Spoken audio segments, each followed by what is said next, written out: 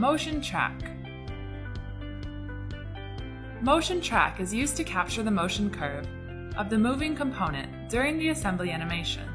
You can visually observe the motion state of the component to verify whether its motion is in line with expectations.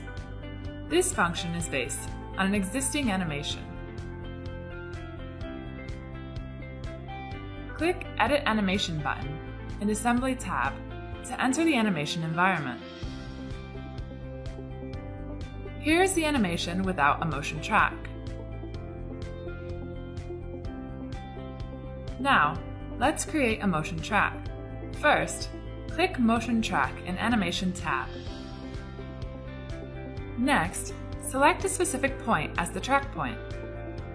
Give it a name. Then, the motion track is created. Now, we can play the animation with a motion track.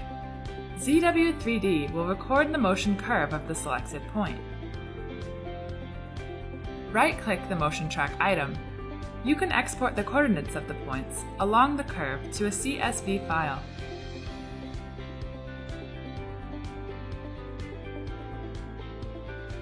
Besides, the motion track curve can be transferred to the modeling environment for the following design.